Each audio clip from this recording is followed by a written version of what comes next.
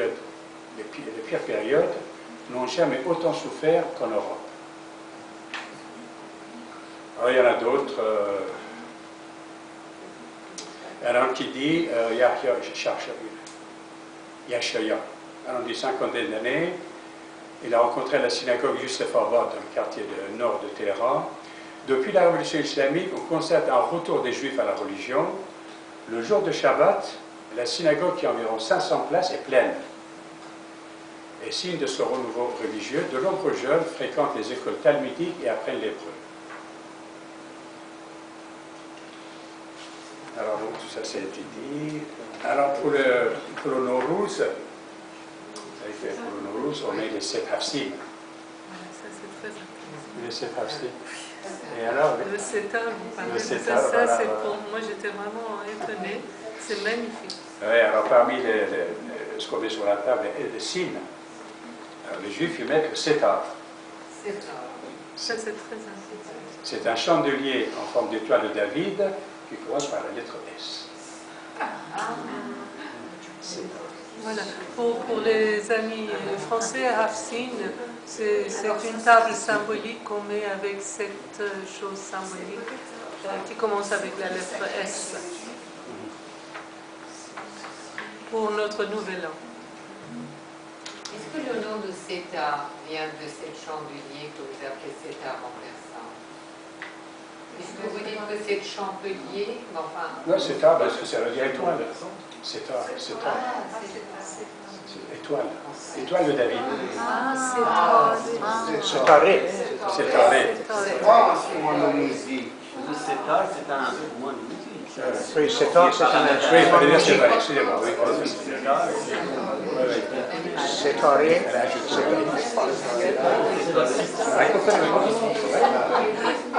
Très bien.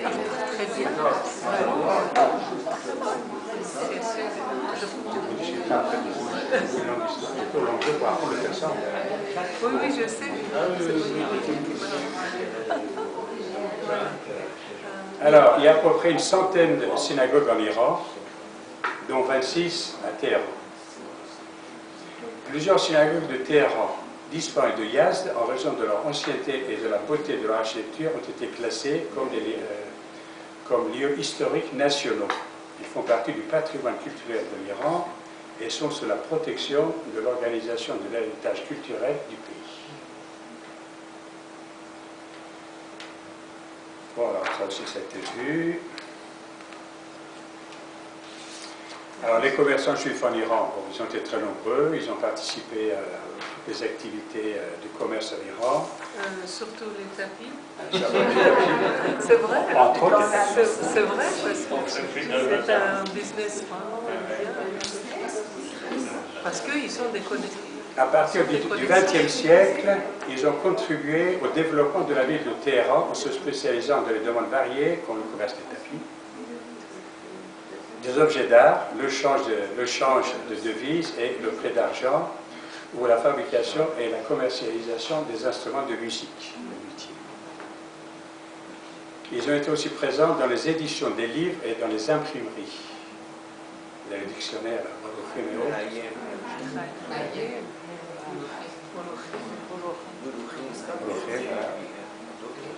ils ont acheté aussi des terrains incultes au nord de l'Iran et ont créé des secteurs d'activité industrielle.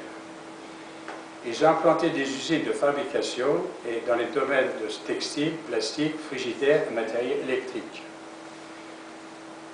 Pour la réalisation de ce projet, ils ont importé des machines d'Angleterre, d'Allemagne, de la France et du Japon. Ils ont importé des tracteurs agricoles des pays de l'Est et les noms de ces personnes sont connus parmi les communautés juives. Les tapis persans et les juifs. C'est ça. Ça date du XVIe et du XVIIe siècle, sous les Safavides. Les étoffes tissées étaient très en vogue. Les plus importants centres de production étaient alors Ispahan, Yazd et Kashan. Les soieries et les tapis avaient constitué l'essentiel du commerce extérieur iranien, dirigé principalement vers l'Europe. Les Juifs se sont fait remarquer à cette période en se spécialisant dans les arts de la broderie et du brocart. étoffe brodée, brochée de soie, d'or et d'argent, de la courtine, tenture, rideaux, de lit et de la reliure. On sait que Shah Abbas Ier, les années 1580-60, 1629, connu pour savoir tisser les tapis, avait amené quelques Juifs et les Arméniens avec lui dans sa nouvelle capitale, Ispahan. Les Juifs étaient réputés pour leur savoir-faire dans la teinture de la laine et de la soie. Ils faisaient partie des importantes corporations des métiers du tissage. Alors, l'épanouissement de la production des tapis dans les communautés juives a lieu au début du XIXe siècle. Les villes de Kashan, Ispahan, Kerman, Tabriz, Sarab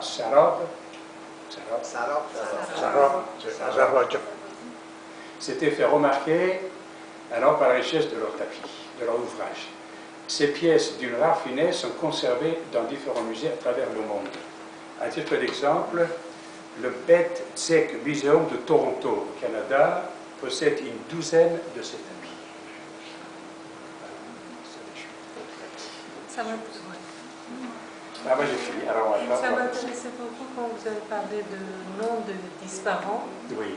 qu'avant c'était une ville juive Une ville, oui. qui s'appelait Yahoudi. Yahoudi.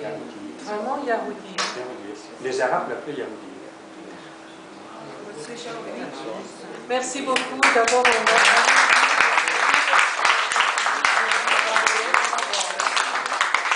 alors, nous avons le temps pour questions-réponses. Madame Dalaïli de Quelques questions.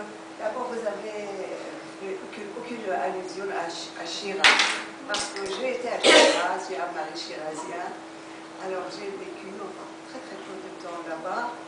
Et là, bon, à part la musique, par exemple, si on a besoin du vin, ça c'est sur des chiens.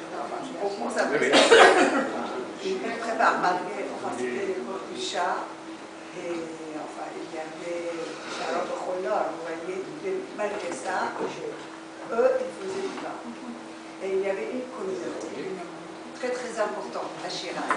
Une question, est-ce que vous savez que par exemple, on dit il n'y a pas de juifs à Tébris. Par contre, il y a plein à Shiraz. Est-ce que c'est une question de culture? Parce que les gens de Shiraz, bon, bah, ça dit, en fait, c'est tout ça. Les Turcs, c'est pas pareil. De toute manière, là, peut-être ils sont différents. Est-ce que vous avez une notion de ça? Alors, à Shiraz, c'est une communauté juive très importante, culturellement très très importante, qui sont dans la tradition, qui tiennent beaucoup à la tradition. Et c'est la seule ville, Shiraz, où l'Alliance israélite universelle n'a pas pu créer d'école. N'a pas pu. Ils n'ont pas voulu, les Juifs n'ont pas voulu. Et il a fallu que je fasse beaucoup de recherches. Vous trouverez dans le livre, il y a une partie, j'ai expliqué, il y a 2 ou 3 pages là-dessus. Et, pardon? Non, l'Alliance israélite universelle n'a pas pu s'établir à Shiraz. La communauté juive de Shiraz, très, très traditionnelle, n'a pas voulu de l'émancipation occidentalisée qui vienne pour enlever leur... Ils n'ont pas accepté. Ils n'ont pas voulu de l'émancipation occidentale. Mais il m'a fallu... Quand j'étais à l'Alliance israélite universelle, je cherchais des photos pour le livre. J'ai fouillé partout, c'était dans mes cartons. Je l'ai trouvé dans toutes les villes, sauf à Shiraz. Alors, je vais voir le responsable de la bibliothèque, je l'appelle Superman, je dis, qu'est-ce qui se passe? Où sont les Shiraz? Il y avait de toutes les villes sauf Shiraz. Alors, on commence tout à s'inquiéter. Mais c'est pas possible, c'est pas possible. On commence à fouiller partout. Et là-bas, il n'y avait rien. Qu'est-ce qui a pu se passer? C'est quelqu'un qui avait eu la puce à l'oreille. Vous savez, il n'y a pas à Shiraz, il y a d'autres villes où l'Alliance israélite universelle n'a pas pu créer de club. Et Shiraz faisait partie de ces villes. Ils n'ont pas voulu s'émanciper, ils n'ont pas voulu se perdre dans la modernité. Ils ont créé leurs écoles à eux, des écoles juives, mais qui étaient en dehors de l'occidentalisation de l'instruction. Et une autre chose que vous avez aussi parlé à propos des juifs qui ont été émigrés en Israël, oui. Et après ils sont partis aux États-Unis. Oui. Et ça c'est vrai parce que j'ai mon frère qui fréquente énorme.